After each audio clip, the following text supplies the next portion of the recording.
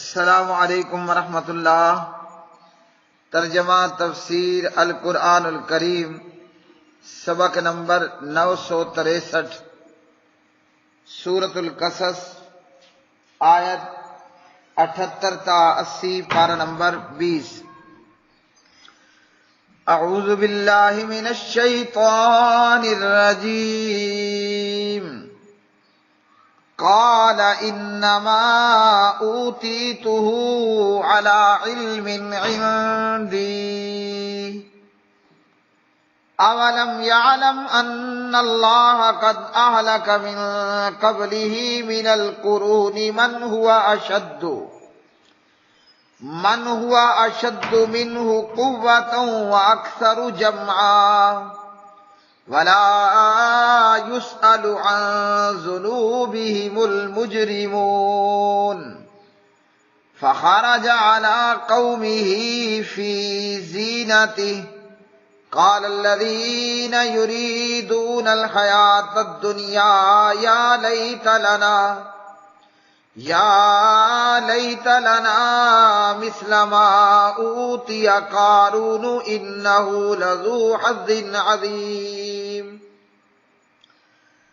وقال الذين أوتوا العلم ويلكم ثواب الله خير لمن آمن وعمل صالحا ولا يلقاها إلا الصابرون۔ اس نے کہا مجھے تو یہ ایک علم کی بنا پر دیا گیا ہے جو میرے پاس ہے، اور کیا اس نے نہیں جانا کہ اللہ اس سے پہلے کئی نسلیں ہلاک کر چکا ہے جو اس سے زیادہ طاقتور اور زیادہ جماعت والی تھی، اور مجرموں سے ان کے گناہوں کے بارے میں پوچھا نہیں جاتا۔ پس وہ اپنی قوم کے سامنے اپنی زینت میں نکلا۔ ان لوگوں نے کہا جو دنیا کی زندگی چاہتے تھے، اے کاش ہمارے لیے اس جیسا ہوتا جو قارون کو دیا گیا ہے، بلا شبہ وہ یقیناً بہت بڑے نصیب والا ہے۔ اور ان لوگوں نے کہا جنہیں علم دیا گیا تھا، افسوس تم پر، اللہ کا ثواب اس شخص کے لیے کہیں بہتر ہے جو ایمان لایا اور اس نے اچھا عمل کیا، اور یہ چیز نہیں دی جاتی مگر انہی کو جو صبر کرنے والے ہیں۔ قالا، اس نے کہا، انما یقیناً اوتیتہ میں دیا گیا ہوں وہ، علی علم اس علم کی بنا پر، ان دی جو میرے پاس ہے۔ اولم یعلم کیا اور نہیں اس نے جانا، ان اللہ کہ بے شک اللہ نے، قد تحقیق، اہلک ہلاک کیے ہیں، من قبل ہی اس سے پہلے، من القرون کئی امتوں میں سے، من وہ لوگ کے، ہوا وہ، اشد بہت زیادہ تھے، منہ اس سے، قوتاً قوت میں، واکثر اور بہت زیادہ تھے، جمع پونجی میں، ولا یسأل اور نہیں پوچھے جاتے، عن ذنوبہم اپنے گناہوں کی بابت، المجرمون مجرم۔ فخرج پھر وہ نکلا، علی قومہ اپنی قوم کے سامنے، فی زینتہ اپنی زینت میں، قال کہا، الذین ان لوگوں نے جو، یریدون چاہتے تھے، الحیات الدنیا دنیاوی زندگی، یا لیتا اے کاش، لنا ہمارے لیے ہوتا، مثل ما اس کے جو، اوتیا دیا گیا، قارون، انہو بلا شبہ وہ، لذو حظ عظیم البتہ بہت بڑے نصیب والا ہے۔ وقالا اور کہا، الذین ان لوگوں نے جو، آمنو وقالا اور کہا، الذین ان لوگوں نے جو، اوتو دیے گئے تھے، العلم علم، ویلکم افسوس تم پر، ثواب اللہ اللہ کا ثواب، خیرن بہت بہتر ہے، لمن اس شخص کے لیے جو آمنا ایمان لایا، وعملا اور اس نے عمل کیے، صالحا نیک، ولا یلقاها اور نہیں سکھلائی جاتی یہ بات الا مگر الصابرون صبر کرنے والوں ہی کو۔ پیارے بھائیوں اور میری بہنوں، سورۃ القصص کی یہ آیات بینات اللہ سبحانہ و تعالیٰ نے قارون کو بہت زیادہ دولت عطا کی تھی، اور یہ دولت قارون جیسے کافروں، مشرکوں اور منافقوں کے لیے ایک امتحان ہوتا ہے، ایک آزمائش ہوتی ہے۔ یا جو بھی دولت مند اس کو اللہ نے دولت دی، پیسہ اور دولت ایک فتنہ بھی ہے اور ایک آزمائش بھی ہے۔ فرعون جس کو اللہ نے بہت کچھ دیا، بجائے اس کے کہ وہ اللہ کا شکر ادا کرتا، اس نے کہا کہ مجھے تو یہ اس علم کی بنیاد پر دیا گیا ہے جو میرے پاس ہے۔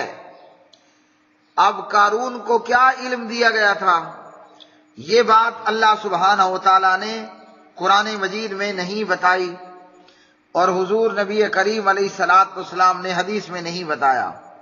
وہ جو بھی تھا اسے کوئی علم دیا گیا تھا۔ اب یہ علم دینے والا کون ہے اور یہ دولت دنیا دینے والا کون ہے؟ اللہ ہی ہے نا۔ یہ علم دینے والا بھی اللہ اور دنیا کی دولت دینے والا بھی اللہ۔ تو عقل مند وہ ہے جو رب کو پہچان لے اور رب پر ایمان لے آئے، ورنہ اللہ رب العالمین نے کئی نسلوں کو ہلاک کیا جو قارون سے زیادہ طاقتور تھے، زیادہ جماعت والے تھے اور زیادہ مال و دولت والے تھے۔ تو جب اللہ نے ان کو ہلاک کیا تو پھر ان سے ہلاکت کے وقت نہیں پوچھا گیا ان کے گناہوں کے بارے میں۔ اللہ نے جب ہلاک کیا تو پھر ہلاک کر ہی دیا۔ مطلب اللہ نے دولت دی ہے تو اللہ کو پہچانو، اللہ پر ایمان لاؤ، اللہ کی راہ میں خرچ کرو، غریبوں یتیموں پر احسان کرو، نہ کہ تکبر اور غرور کرو، ورنہ اللہ کے ہاں کوئی مشکل نہیں ہے۔ اللہ نے اس سے پہلے کئی نسلوں کو ہلاک کیا، کئی قوموں کو ہلاک کیا جو اپنی جمعیت کے اندر بھی زیادہ تھے اور جو مال اور دولت اور جمع پونجی کے اندر بھی زیادہ تھے اور طاقتور تھے، لیکن قارون کو یہ بات سمجھ نہ آئی اور وہ دنیا کی دولت پا کر تکبر کرنے والا ہوا، غریبوں پر ظلم کرنے والا ہوا اور حق کا انکار کرنے والا بنا۔ اور اتنا ہی نہیں بلکہ غریب لوگوں کو، نادار لوگوں کو گمراہ کرنے کے لیے قارون نے کیا کیا کہ اپنی زینت کے ساتھ وہ نکلا، مال و دولت کا اور دنیا کی زیب و زینت کا اظہار کرتے ہوئے فرعون نے دھرنا دیا یا لانگ مارچ کیا۔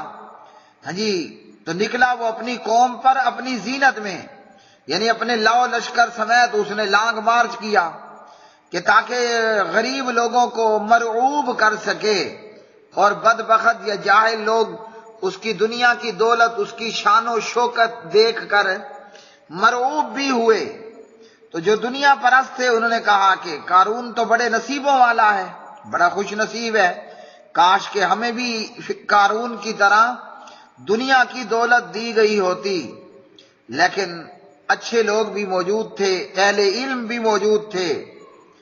علم رکھنے والوں نے کہا کہ تم پر افسوس ہے لوگوں، یہ دنیا کی دولت بہتر نہیں ہے، بہتر ہے اللہ پر ایمان اور نیک اعمال۔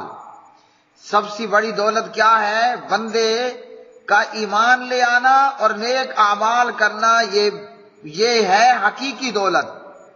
سب سے بڑی دولت تو ہے ہی ہے، حقیقی دولت ہے ایمان اور نیک اعمال۔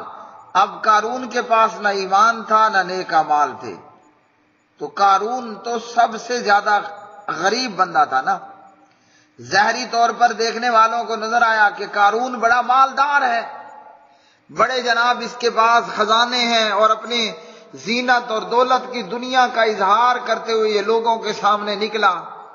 اس نکلنے کا مقصد کیا تھا غریب لوگوں کو اپنے فتنے میں لایا جائے اور موسیٰ علیہ السلام سے ان لوگوں کو توڑ لیا جائے۔ اہل علم نے اپنی کوشش ضرور کی، دنیا پرستوں کو ضرور بتایا کہ یہ دولت نہیں ہے جو قارون کے پاس ہے، دولت تو ہے ایمان اور نیک اعمال، جس سے قارون جو ہے وہ محروم ہے۔ لیکن اب یہ بات سمجھ کس کو آتی ہے؟ وہ جو صبر کرنے والے ہوں، یعنی اللہ کے احکامات پر پابند ہونے والے، اس کی نافرمانی نہ کرنے والے، جتنا کچھ اللہ نے دیا نا اس پر صبر شکر کرنے والے۔ اب صابرون کم ہی ہوتے ہیں، صابرون بہت کم ہوتے ہیں، زیادہ کی رٹ لگانے والے، حلال اور حرام کی پرواہ کیے بغیر زیادہ سے زیادہ جمع کر لینے والے زیادہ ہوتے ہیں۔ تو حقیقی دولت اور سب سے بڑی دولت ہے ایمان اور نیک اعمال۔ تو جس کو ایمان کی دولت حاصل ہو گئی اور نیک اعمال کی، وہ دنیا میں، قبر میں، آخرت میں کامیاب ہوا۔ رہ گیا معاملہ قارون کا یا فرعون کا، تو وہ تو دولت مند نہیں تھے، وہ تو پرلے درجے کے بھکاری اور غریب تھے۔ جس کے پاس ایمان نہیں اور نیک اعمال نہیں، اس کائنات میں اس سے بڑا کوئی غریب نہیں ہے۔ اور جس کے پاس ایمان ہے اور نیک اعمال ہیں، اللہ ذوالجلال کی قسم اس سے بڑا دنیا میں کوئی دولت مند نہیں ہے۔ ربنا آتنا فی الدنیا حسنۃ وفی الآخرۃ حسنۃ وقنا عذاب النار وآخر دعوانا ان الحمد للہ رب العالمین۔